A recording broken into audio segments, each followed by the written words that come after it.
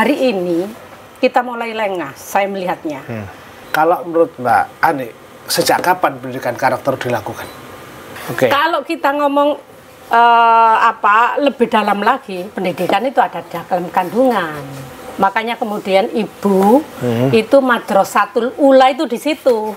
Dunia boleh maju, tapi moral tetap terjaga. Moral tetap terjaga, sehingga ada keselamatan lah kira-kira kayak begitu.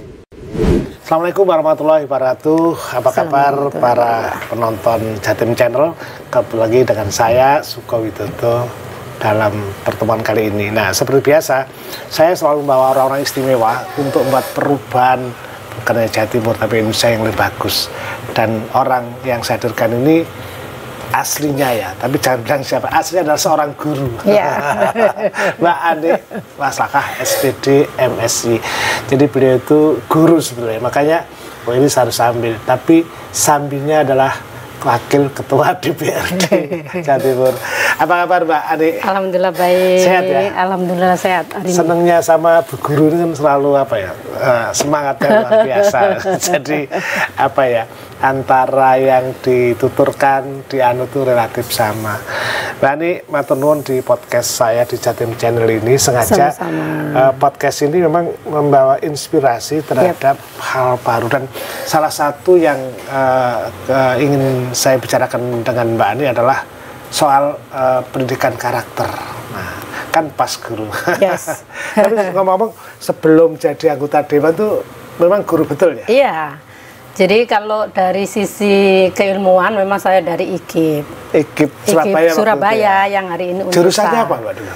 Saya jurusan PPKN. Ayo pas sebenarnya. Jadi pas. Belajar tata negara. Betul. Jadi mengimplementasikan ilmu kira-kira begitulah. Iya, karena negara itu kan bukan gerombolan tapi sekumpulan orang yang tertata, yang ada aturan mainnya. Karena goalsnya untuk mencapai tujuan yang baik, dan itulah konsep politik. Makanya saya bilang politik kotor, tunggu dulu kawan. Politik, kalau nggak ada politik malah remuk, harus ditata. Kalau nggak ada politik barbar juga, jadi harus ada. Kalau nggak ada politik nggak ada Indonesia. Makanya karena Indonesia segala keputusannya, segala pengambil kebijakan kan politik. Nah, iya, dan demokrasi kan harus meletakkan itu utama. Jadi Indonesia itu miliknya orang banyak, Anda juga punya. Nah, balik perkara di sekolahnya memang benar-benar dari PPKN. Ya. Kemudian sempat mengajar tapi ya.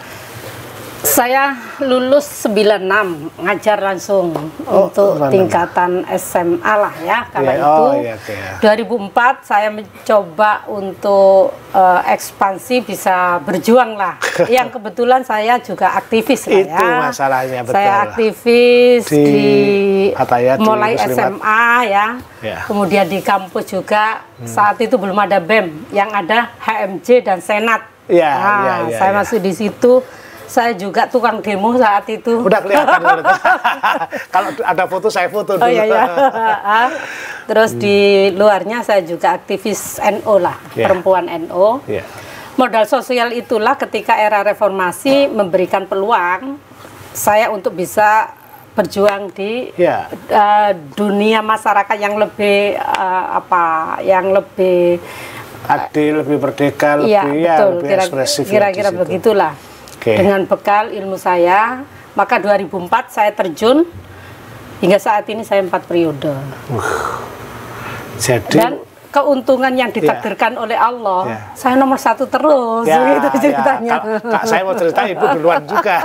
Tapi Mbak, kan ketika kampanye pidato kan butuh seorang leadership, itu kan salah satunya kan kemampuan komunikasi. Betul. Mbak Ani kayak singa podium itu dipelajari kan tidak di kampus tapi dari dua-duanya sih saya pikir. Artinya organisasi ekstranya. Soft skill-nya itu memang kita dapat di organisasi apapun lah.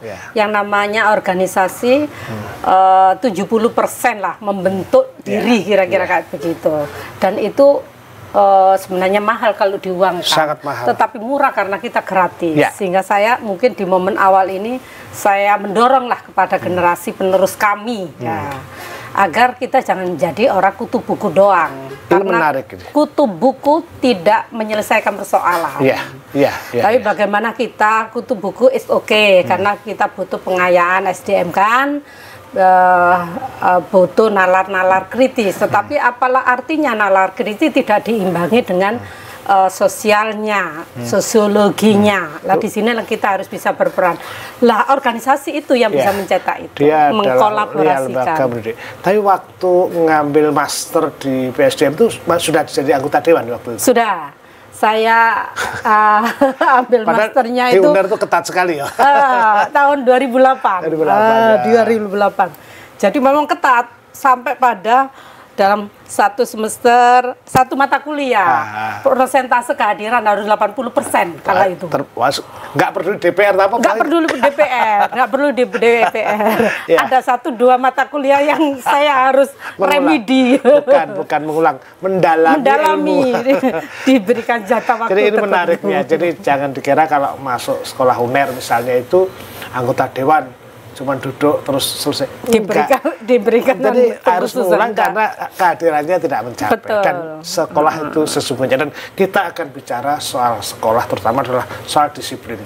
Ani Mas Laha, anggota DPRD dari PKB, wakil ketua DPRD memberikan, ini yang ingin saya katakan dan akan saya bahas. Mbak Ani, kita tahu bahwa hari-hari ini kan terjadi apa yang disebut dengan era digital. Betul.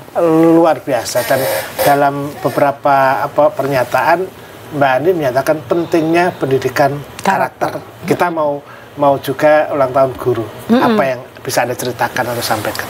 Iya, saat ini kalau saya lihat dunia pendidikan saya bangga karena banyaklah kader-kader brilian. Banyak juga kompetensi guru yang luar biasa, termasuk guru yang sudah mampu meng-create anak bisa menjadi yang mandiri, yang berani, yang kritis sekalipun, sehingga di Indonesia ini juga lumayan banyak siswa lebih pandai dari gurunya. Kayak begitu itu menandakan bahwa salah satu keberhasilan. Dan kita lihat juga sekolah-sekolah yang menengah ke atas, yang namanya IT, yang namanya megang laptop. Dulu kita jumpai di tingkat SMA, perguruan tinggi. Tapi hari ini anak-anak sudah luar biasa. Apalagi kalau pegang gadget ya. Itu saya kira problem ya. Nah, ada plus minus, ada plus minus menurut hemat saya. Plusnya adalah arus transformasi begitu cepat, maka kemudian kita, anak manusia ini, kita akan mudah untuk bisa menerima informasi apapun. Apapun lah itu, sampai pada sisi negatifnya. Di sisi negatif inilah yang hari ini kita mulai lengah, saya melihatnya. Jadi Pak Presiden Jokowi 4 tahun lalu kalau nggak salah ya, mencetuskan pendidikan karakter itu 4 tahun lalu ya. Kurikulum 13 lah, 2013. Oh berarti lama ya? 2015 beliau mulai meletakkan ketika digital mulai masuk. Ya, karena memang MEA itu kan kita tanda tangani 29 Desember 2015, betul 2015. Jadi ketika anak mulai keasikan untuk segalanya terdigitalisasi, tentu efek negatifnya adalah anak bisa membuka segala sesuatunya, sampai kemudian attitude anak itu terbentuk melalui digital, melalui gadget. Itu ya, sehingga disinilah perlu memperkuat kembali menurut tema saya bahwa kurikulum pendidikan kita karakter menjadi basic dari pendidikan kita. Tapi tidak berarti tidak berarti meninggalkan. Tapi tidak berarti memutuskan jangan pakai komputer, kan enggak toh? Oh tidak. Nah, itu kan keniscayaan. Itu keniscayaan yang harus itu.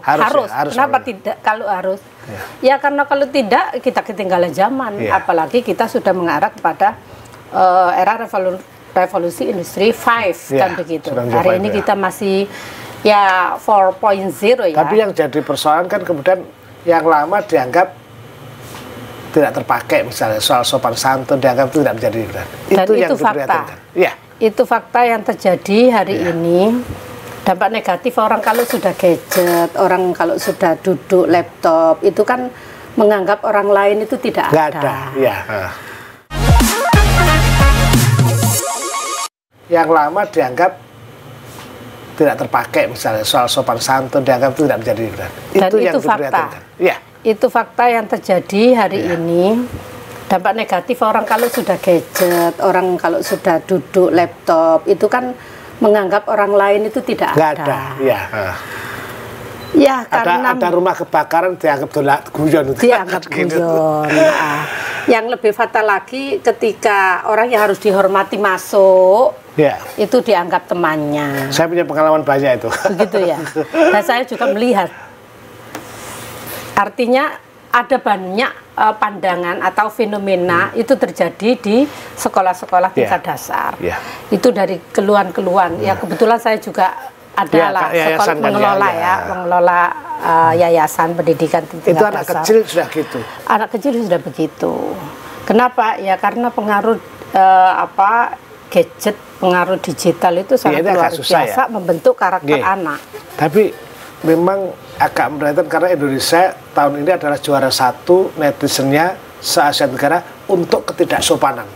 Juara 1? Juara 1 itu, dan ya kejamnya netizen itu maha benar dengan segala anunya kan, pesannya itu. Nah, kira-kira ngatasinya Mbak, karena gini kan, kadang-kadang yang bikin hoax atau bikin salah itu juga orang tua karena tidak punya pengalaman melakukan itu. Saya ambil contoh misalnya, kalau ada kecelakaan itu langsung itu lihat kakinya yang kiri ke kanan, yang kanan ke kiri langsung dicontoh. Orang takut ketinggalan. Ini kan kalau di Eropa tidak boleh. Gimana cara ngatasinya itu sekarang? Karena regulasi kita juga tidak membolehkan secara bebas itu loh persoalannya. Iya. Satu, memang berpulang kepada bagaimana pendidikan kita secara formal. Yang kedua, karena keberhasilan pendidikan itu kan ada 3 pilar. Pemerintah, dunia pendidikan, dan orang tua. Kalau dihitung berapa sih volume atau jumlah jam orang tua ketemu anak dengan anak ketemu orang tua dengan anak ketemu guru, lebih banyak orang tua. Sehingga saya pikir dua-duanya. Tetapi ada satu pilar, yaitu pemerintah. Tugas pemerintah adalah policy. Satu policy diantaranya adalah dalam bentuk regulasi dan budget. Hari ini Mas, lagi pembahasan RUU perubahan RUU Sisdiknas 20 tahun 2003. Saya sudah nyampaikan kepada Komisi 10 yang kebetulan ketua komisi itu dari fraksi kami, Mas Huda, agar ada penajaman yang tebal kaitannya dengan pendidikan karakter di situ, yang tidak hanya cukup menjadi muatan lokal, tetapi bagaimana pendidikan karakter itu masuk kepada seluruh mata pelajaran yang ada. Jadi formulasinya adalah hulunya harus dibikin kerangka tebal di kurikulum, baru kemudian gurunya. Guru itu kan katanya Ki Hajar Dewantara itu kan tuturi handayani, ing ngarsa sing tulodo ing matya mangun karsa tuturi handayani. Nah, ini juga saya melihat karena gurunya juga main digitalnya juga seru kan begitu, sehingga juga akan terkontaminasi. Maka berpulang pada gurunya bagaimana juga ketika menjadi tauladan, menjadi ketauladanan. Dan menariknya itulah kenapa Gubernur Jawa Timur menginisiasi adanya Komite Komunikasi Digital. Itu satu-satunya di Indonesia. Jadi ada lembaga masyarakat yang ditugaskan untuk menjaga, dan itu disahkan oleh DPRD, di mana lembaga ini sedang diinisiasi untuk berkembang, dan itu satu-satunya di Indonesia. Saya kira ini bagus. Nanti kita minta saya juga masuk di situ karena minta supportnya dari Mbak Ani juga. Nanti kalau lihat kan soal guru sekarang. Nah, gimana keadaan guru-guru yang kemudian harus menghadapi perubahan zaman ini? Jadi kan ini kan pendidikan sudah teknologi semua. Teknologi bisa mempercepat pengetahuan ditransfer pada anak-anak. Betul. Nah, tapi kan yang Anda ceritakan tadi bahwa hati-hati loh, ini ada yang maksiat, ada yang maksiut juga itu. Nah, posisi guru sebagai apa dalam kondisi? Nah, salah satu yang menjadi persoalan atau kelemahan pendidikan di Jawa Timur ini, manajemen kepegawaian kita itu masih ada gap yang cukup kuat antara pendidikan di kota dan di pelosok, Mas. Cukup kuat gapnya, termasuk dari sisi kapasitas. Nah, ini tentu akan berpengaruh kepada persoalan-persoalan siswa. Karenanya yang harus diselesaikan di sini adalah bagaimana pemerintah bisa memfasilitasi agar supaya pendidikan itu bisa merata, mulai dari SDM, kemudian intervensi anggaran, sarana juga teman-teman. Ya, artinya sarana prasarana, sampai kepada pemberlakuan antara siswa negeri dengan siswa swasta, karena itu juga menjadi persoalan. Pemberlakuan hak yang sama antara siswa sekolah pendidikan umum dengan sekolah pendidikan agama, termasuk pondok pesantren. Ini juga menjadi persoalan. Ini yang harus diselesaikan menurut hemat saya. Baru kemudian kita akan bisa mengatakan anak bangsa ini sesuai dengan klausul dalam Undang-Undang Sisdiknas bahwa setiap anak warga negara mempunyai hak yang sama dalam belajar dalam mengenyam pendidikan, termasuk mendapatkan anggaran yang sama dalam bentuk BOS maupun BOSDA. Tadi kalau ngomong kembali soal karakter pendidikan ini, otomatis kan kita tidak mungkin meninggalkan artinya tidak mungkin menaruh begitu saja ponsel, gadget. Ini kan harus kita pakai. Nah, sementara yang di sini ditinggalkan, yang disebut misalnya soal etika dan sebagainya. Karena ada orang lewat, dia cukup gini aja atau tidak melihat orang itu. Nah, jadi kalau Anda terlibat dalam Sisdiknas, terlibat dalam keputusan pusat, apa yang kemarin ditawarkan kepada mereka di Jakarta, Mbak Ani? Ada gagasan apa, Mbak Ani? Kalau ngomong perubahan undang-undang ini domainnya adalah DPR RI. Kita bisanya usulan. Kita sudah sampaikan kepada Komisi 10 yang membidangi. Yang pertama memang harus ada penebalan kurikulum tadi itu. Kurikulumnya yang ditebali. Kurikulum ditebali bahwa wajib hukumnya semua bidang studi ini berbasis karakter. Jadi karakter semua ini menjadi basic-nya. Semua bidang apakah studi. Matematika, fisika, matematika, betul. Ya, tapi kan mereka selama ini kan dididik hanya ngajar matematika atau fisika atau gimana caranya? Nah, disinilah kemudian harus ada upgrade. Harus ada upgrade, harus ada anggaran yang cukup untuk penguatan SDM yang itu juga salah satu kendala di anggaran kita. Untuk penguatan SDM masih belum begitu signifikan dari jumlah tenaga pengajar yang ada. Harus ada upgrade, harus ada anggaran yang cukup untuk penguatan SDM yang itu juga salah satu kendala di anggaran kita. Untuk penguatan SDM masih belum begitu signifikan dari jumlah tenaga pengajar yang ada. Yang kedua, setelah regulasi dalam bentuk kurikulumnya terbentuk, maka implementasi dengan upgrade tadi, menambah terus, mengasah terus dengan perubahan kondisi yang ada, mulai dari kemajuan hingga bagaimana kemudian bisa ada keseimbangan dengan tetap berkepribadian kira-kira gitu. Sehingga muara pendidikan itu kan perubahan peradaban. Muaranya pendidikan kan sebenarnya itu. Jadi berubah tetapi tetap beradab. Berubah untuk menjadi maju, berubah untuk menjadi baik tapi tetap beradab. Maka disinilah yang ketiga, memang perlu ada semacam pengawas ya, dan sebenarnya sudah ada Dewan Pendidikan, kemudian ada komite sekolah, itu bagi saya adalah pengawas. Pengawas yang itu mengawal ya, mengawal, mengontrol apakah yang menjadi tujuan daripada pendidikan ini sudah tercapai apa tidak. Nah, di fungsi disitulah dan masyarakat mempunyai kontribusi pemikiran di forum itu. Ya Mbak Ani, panjenengan sering turun, tidak sekedar laporan dari staf, terlibat di dunia pengajaran, tapi dunia pendidikan tahu persis ya.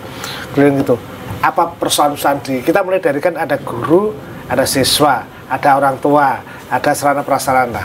Kalau diceritakan kalau yang di urusan dengan guru, kondisi kita seperti apa sekarang Jawa Timur guru itu?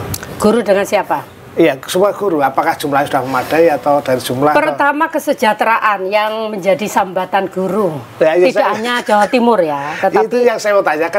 Ini pasti curhatnya ke Mbak Ani. Apa saja yang dicurhatin? Satu pasti kesejahteraan. Kita masih banyak menjumpai guru yang gaji satu bulannya di bawah 500.000. Maka apa yang harus dilakukan? Intervensi dalam bentuk tunjangan. Itu yang guru yang kalau yang dapat tunjangan PNS pasti cukup banyak. Itu guru swasta pasti itu. Kalau PNS ya saya pikir cukup hidup. Kesejahteraan sudah cukup lah dengan adanya TPP lah istilahnya ada tunjangan. Tapi guru swasta ini kan lebih banyak daripada guru negeri. Lebih banyak Pak ya? Lebih banyak. Sementara kalau kita ngomong pendidikan adalah mencerdaskan anak bangsa. Tidak ada perbedaan anak yang kaya dan miskin. Betul, anak kaya miskin, anak sekolah negeri, anak sekolah swasta, begitu juga guru. Seharusnya, lazimnya tidak boleh ada perbedaan guru negeri dan guru swasta. Artinya ketika ngomong kesejahteraan harusnya sama. Tetapi ini yang masih yang belum kita bisa lakukan itu. Nah, maka sambat yang kedua adalah Indonesia ini kan seakan-akan negara PNS. Apa buktinya? Rekrutmen PNS itu kan terus besar-besaran. Alhasil dana atau belanja operasional, kalau dulu itu belanja tidak langsung kita, itu komposisinya lebih banyak kan begitu. 60 untuk gaji tunjangan, 40 untuk belanja masyarakat. Padahal belanja langsung terbalik ya, karena yang banyak kan dinamikanya. Kalau sekarang kan belanja operasional, belanja modal. Kira-kira belanja modalnya dikit lah sekarang. Banyak, nah, gimana? Yang jadi persoalan adalah banyak guru-guru yang masih honorer. Yang ini bersambat bertahun-tahun ya? Bertahun-tahun berharap untuk bisa ter-PNS-kan melalui P3K. Ya. Saya sepakat dan sudah kita sampaikan, Komisi 10 juga sudah bersuara bahwa pemerintah kalau lakukan rekrutmen CPNS is okay, tetapi hanya guru ditambah dengan kesehatan. Kenapa? Keren. Karena ini pelayanan sosial kalau dasar. Guru tidak dukung programnya Mbak Ani, lewat. Jadi sudah cukup pegawai-pegawai negeri P3K di kementerian, di pemerintahan daerah, provinsi, kabupaten, kota. Banyak kok mereka yang lebih banyak nganggurnya daripada kerjanya, kira-kira begitu. Lebih banyak duduknya daripada. Tetapi kalau kita ngomong guru, tidak ada ruginya pemerintah mengangkat. Kenapa? Karena ini hubungannya dengan nasib seseorang akan baik bila SDM-nya baik. Siapa yang melakukan pemberdayaan, resources untuk bisa orang itu baik? Ya guru kan begitu. Sehingga saya setuju ada penambahan PNS tetapi hanya untuk guru.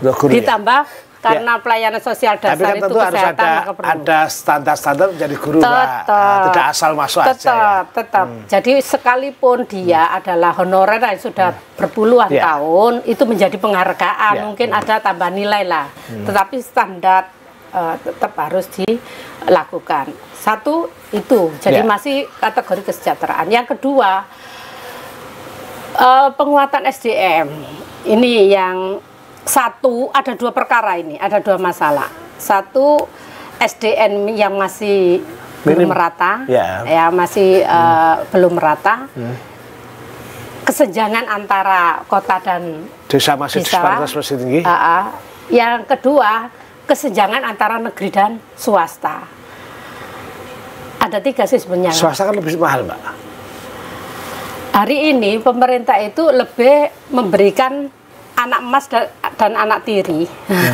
Anak emasnya di negeri, anak tirinya di swasta. Jadi semacam guru swasta itu mendapatkan pengayaan SDM itu hanya sisa-sisa. Semacam itu mayoritas begitu, Mbak, ya? Mayoritas begitu. Sebenarnya ada juga sih diskriminasi antara. Padahal susah ngajar yang tidak pinter lebih susah daripada yang pinter. Yang pinter kan gampang. Iya. Ya, ada lagi sih sebenarnya gap antara penguatan SDM pendidikan umum dengan pendidikan berinduk di Depak. Jadi ya, antara dinas pendidikan dan dinas Kementerian Agama ya. Apa Mbak yang membedakan kan? Hulunya dari sisi anggaran pendidikan yang ada di Kemenak itu amat jomplang persentasenya dengan pendidikan yang ada di dinas pendidikan tadi ya. Umum ya, di dinas pendidikan kira-kira kayak seperti itu. Yang kedua ada ini penyekat bahwa pendidikan di Undang-Undang Sisdiknas tahun 2003 itu pendidikan terutama pondok pesantren ini kan bagian yang terpisah dari undang-undang, belum masuk belum jadi karena ada regulasi tersendiri, berimplikasi kepada ketika pemerintah daerah mau ngebantu ada sumbatan Permendagri tidak boleh turut menu setiap tahun kayak begitulah sehingga lebih kasihan lagi sekolah madrasah aliyah semacam kayak di sekolah MTS kayak begitu itu tidak bisa kita setiap tahun memberikan intervensi, sementara sekolah-sekolah yang berinduk di dinas pendidikan kita bisa. Nah begitu-begitu itu masih krusial dan inilah yang masih kita perjuangkan bagaimana agar ada kesetaraan antara pendidikan yang ada dikelola oleh Kementerian Agama dan Dinas Pendidikan itu. Iya, makanya saya bagian orang yang setuju. Kalau ngomong pendidikan sudah deh diurusi. Berapa setuju? Tapi balik lagi lah perkara soal karakter tadi. Iya. Ini kan banyak digital itu kita belum siap juga macam. Satu saya sepakat dengan Mbak Ani bahwa penggunaan digital internet adalah keniscayaan yang tidak mungkin kita hentikan. Itu harus. Tapi yang jadi soal adalah bagaimana pengguna itu tidak kehilangan jati diri sebagai seorang. Maka pendidikan karakter dimasukkan. Kalau menurut Mbak Ani, sejak kapan pendidikan karakter dilakukan? Kalau ngomong pendidikan, sudah deh diurusi. Berapa setuju? Tapi balik lagi lah perkara soal karakter tadi. Iya. Ini kan banyak digital itu kita belum siap juga macam. Satu saya sepakat dengan Mbak Ani bahwa penggunaan digital internet adalah keniscayaan yang tidak mungkin kita hentikan. Itu harus. Tapi yang jadi soal adalah bagaimana pengguna itu tidak kehilangan jati diri sebagai seorang. Maka pendidikan karakter dimasukkan. Kalau menurut Mbak Ani, sejak kapan pendidikan karakter dilakukan? Ya, kalau berdasarkan instruksinya menjadi policy pemerintah ya sejak dini, terutama usia PAUD. Nah ini di Undang-Undang Sisdiknas ini alhamdulillah perjuangan kami berhasil bahwa pendidikan PAUD, PAUD itu berarti pendidikan anak usia dini. Usia dini, jadi 4 dari 4 tahun, TK, di bawah TK. Ya termasuk TK masuk PAUD. Oh masuk PAUD ya. Jadi KB ya, kelompok belajar atau PG dan TK itu PAUD namanya. Ini sudah menjadi klasifikasi pendidikan dasar kan yang dari 6 tahun menjadi 13 tahun. Kenapa tidak 12 tahun? Karena PAUD dihitung. Jadi main di hulunya dulu. Kita doakan mudah-mudahan ini disahkan. Yang pasti itu sudah masuk di rancangan. Maka regulasi sudah ada, tentu wajib pemerintah harus melaksanakan. Kalau kita ngomong lebih dalam lagi, pendidikan itu ada dalam kandungan. Makanya kemudian ibu itu madrasatul ula itu di situ. Lah pendidikan awal, pendidikan pertama itu tidak sejak lahir. Dari dalam pun. Tapi dari dalam pun. Karena karakter ibu akan terbawa kepada anak. Oke, menarik ini saya bicara dengan singa betina. Menjelaskan satu dan detail tahunnya dan kalau ada pendidikan apapun maka beliaulah orang yang maju di depan. Ani Mastika, tokoh pendidikan, dia adalah wakil ketua DPD Jawa Timur yang terus akan berjuang menyampaikan aspirasi Anda ke tempat di mana itu diputuskan lebih baik. Mbak Ani, soal pondok pesantren kemudian, kan sudah pondok pesantren kan sudah ada undang-undang sekarang. Ada, gimana undang-undangnya itu? Ya, ada undang-undang 18 tahun 2019, undang-undang pondok pesantren. Alhamdulillah, salah satu poin besarnya adalah pengakuan kesetaraan pendidikan pondok pesantren dengan pendidikan di umum. Jadi pondok pesantren diberikan pengakuan sebagai lembaga yang resmi. Betul. Oke. Sehingga anak tidak perlu takut sekolah berpondok ya, karena pondok dia dapat kesempatan karena sudah ada penyetaraan, sudah ada pengakuan, dan ini juga akan dimasukkan dalam bagian undang-undang Sisdiknas yang akan dirubah. Jadi ada satu kalimat termasuk satuan pendidikan adalah pondok pesantren di situ. Ya, saya masih dengan Mbak Ani. Ini saya tertarik sekali pikiran-pikiran otentiknya dan kemudian digabungkan dengan dunia kekinian. Boleh maju tapi norma nilai itu kan harus terjaga. Mbak Ani, bukankah pondok ini kan sistem pendidikan asli Indonesia? Iya. Jadi sebelum ada pendidikan sesungguhnya embrio pendidikan karakter. Iya. Itu ada di pondok. Nah iya, ngapain kita nggak sebut? Karena pondok itu pendidikan akhlak lah kira-kira gitu. Yeah. Pendidikan sopan santun. Yeah. Sehingga makanya pas ketika undang-undang pondok pesantren ini terbit, bisa ada, karena sudah ada pengakuan, bisa dilakukan kolaborasi kira-kira begitu. Hari ini kurikulum Merdeka Belajar, maka bisa dilakukan kolaborasi pendidikan umum dengan pondok pesantren. Jadi kan sekarang bebas ya, artinya? Iya, bebas. Itu berarti seperti kampus. Ada kemerdekaan kan begitu tahu. Kalau di kampus kan ada. Jadi misalnya kami itu nerima mahasiswa dari Makassar, dari Aceh, 1 semester. Kemudian mereka balik lagi. Itu kan sebenarnya bisa kita lakukan change antara sekolah umum dengan pondok sebetulnya. Bisa, sangat bisa. Nah, makanya hari ini lagi pembahasan perubahan Undang-Undang Sisdiknas. Saya pikir ini juga harus difikirkan oleh teman-teman RI, bagaimana membuatkan kerangka, membuatkan kerangka dulu kan begitu, bahwa yang dimaksud dengan kolaborasi, yang dimaksud dengan kemerdekaan belajar itu ada beberapa variabel, diantaranya bagaimana bisa penguatan karakter ini matching itu kan berarti bisa juga pertukaran santri dan pelajar. Itu kan bukan hanya sekedar tukar ilmu, tapi mereka punya persahabatan, punya kebersamaan sebagai anak bangsa. Itu satu diantaranya. Ketika orang beberapa waktu ada dalam satu komunitas tertentu, secara otomatis juga akan terbawa habitat yang diikuti itu. Nah, ini yang menjadi mahal yang sesungguhnya kita tidak sadar bahwa pendidikan karakter akan terpatri tanpa harus pidato saudara-saudara. Ini sangat menarik. Saya ini menarik ini malam dan perlu difikirkan lah kira-kira dalam. Harus dilakukan malah.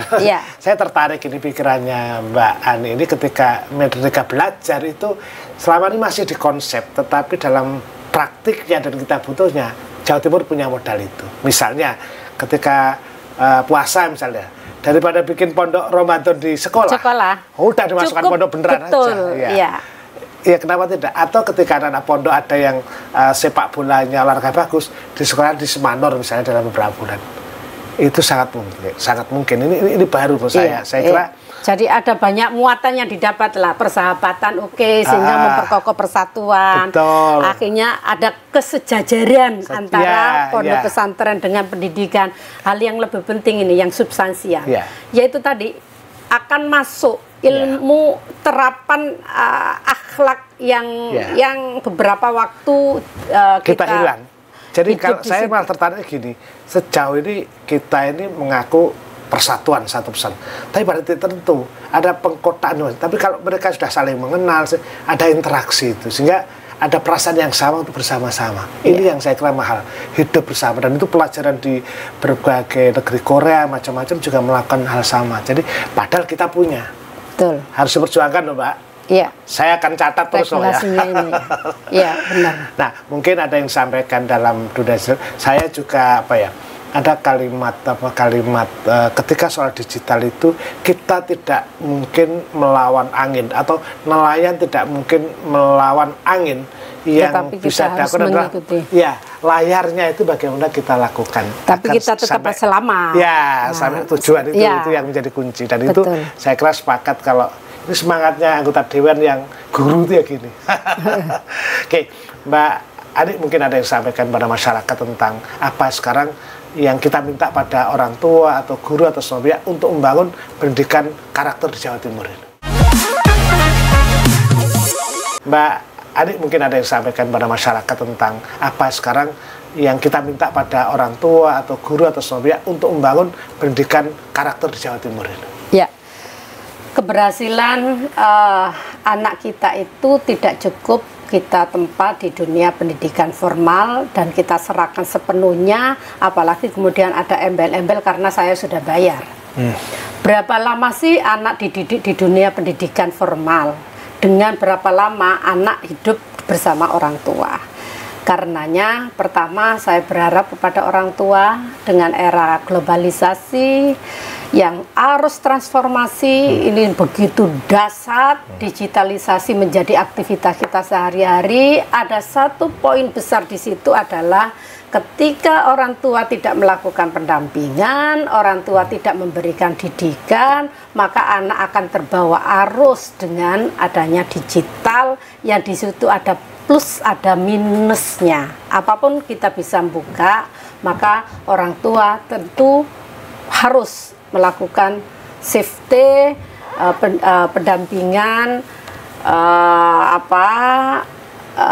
pendidikan kepada anak, mana yang penting dan mana yang tidak.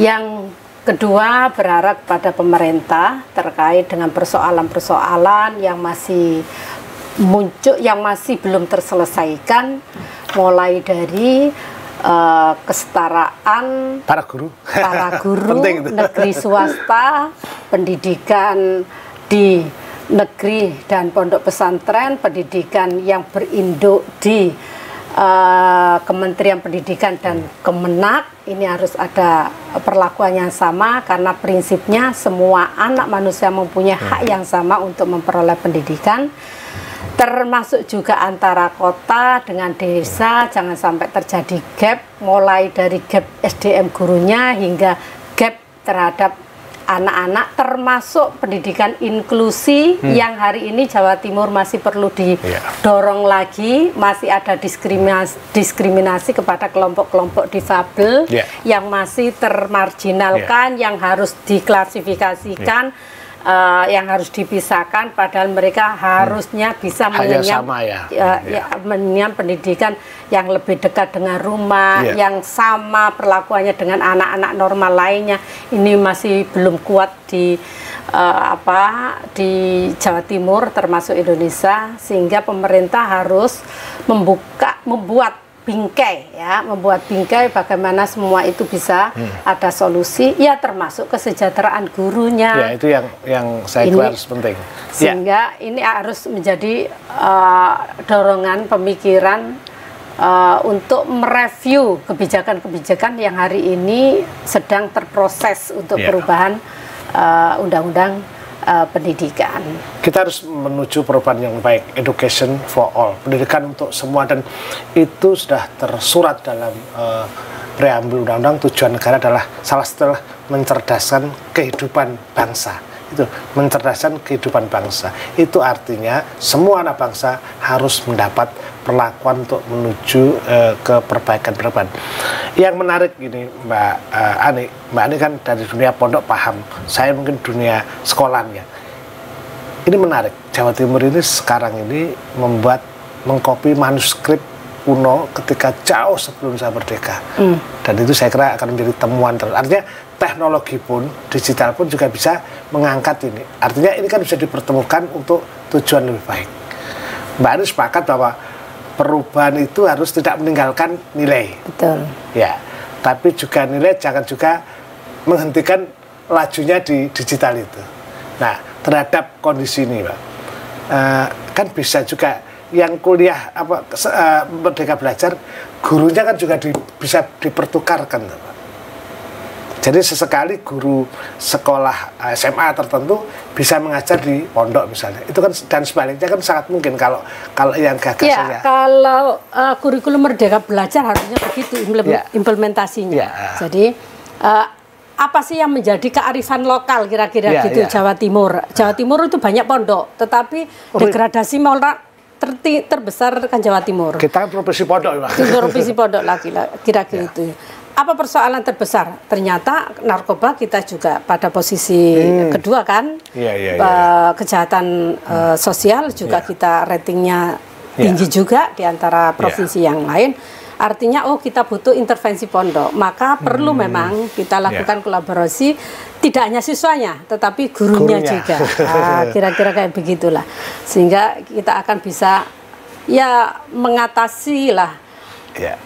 Dunia boleh maju, tapi moral tetap terjaga. Moral tetap terjaga, sehingga ada keselamatan lah kira-kira kayak jadi, begitu. Apa ada keseimbangan? Sehingga kalau sudah begitu, kalau begitu tujuan dari pendidikan tercapai. Ya, itu yang sebenarnya kami harapkan. Jadi sejauh ini apa sih mempertemukan agar dunia pondok pesantren dan sekolah umum tidak jalan sendiri. Toh tujuannya juga sama untuk kebaikan itu, karena tujuan pendidikan kan untuk membangun nilai harkat manusia yang semacam itu. Nah, kepada anak muda ini, Mbak, ini kan juga ada pesan nggak? Ini kan kita butuh lagi tokoh panutan muda loh, Mbak. Anak muda banyak ini, tolong dong pesan ke mereka. Ya, hari ini kita lagi bonus demografi, usia produktif lebih banyak dari usia yang tua dan anak-anak. Positif negatif, ini resources kita luar biasa. Maka ketika kita mampu untuk mengisi peluang, mengisi peluang, maka kita tidak akan yang namanya TPT, tingkat pengangguran terbuka kita tinggi. Yang kebetulan hari ini masih tinggi di Jawa Timur ya. Salah satu PR Jawa Timur adalah disparitas juga TPT yang masih lumayan tinggi. Maka saya berharap kreativitas, inovasi, pembaharu yang menjadi brandnya pemuda itu loh yang harus dilakukan pemuda. Tapi jangan lupa bahwa hari ini ketika era kompetisi semakin kuat, sementara tenaga produktifnya itu membludak, maka ketika kita tidak imbangi dengan budaya, karakter bangsa kita lah kira-kira begitu, maka kita akan bisa terlengah dan terperosok kira-kira begitu. Apa? Ya kriminalitas, karena himpitannya ketika orang tidak bisa bekerja adalah maka dia melakukan hal yang apapun yang dapat kira-kira begitulah. Oke, pemirsa, tujuan pendidikan untuk manusia yang seutuhnya, bukan sekedar mencerdaskan. Kecerdasan, kepintaran tidak akan berarti apa-apa ketika dia tidak punya basic moral yang kuat. Dan banyak pengalaman di dunia internasional, banyak orang pintar menjadi gagal, banyak gagal karena tidak menempatkan etika moral menjadi bagian di dalamnya. Sekolah berkarakter tukar-menukar antara pondok pesantren dengan pelajar biasa, dan para guru membuat kita menjadi lebih baik. Dan Mbak Ani telah mulai, kita dukung sama-sama. Mbak Ani, matur nuwun sangat. Sama-sama, Mas. Pikirannya, tapi harus saya kawal juga loh Mbak Andi ya. Nanti terutama untuk pertukaran antara pondok ya dan sekolah umum dan gurunya itu. Ya. Semoga inspirasi di Jatim Channel kali ini membawa semangat kita untuk membuat Jawa Timur lebih baik. Terima kasih, mohon maaf dan Assalamualaikum warahmatullahi wabarakatuh. Assalamualaikum warahmatullahi wabarakatuh.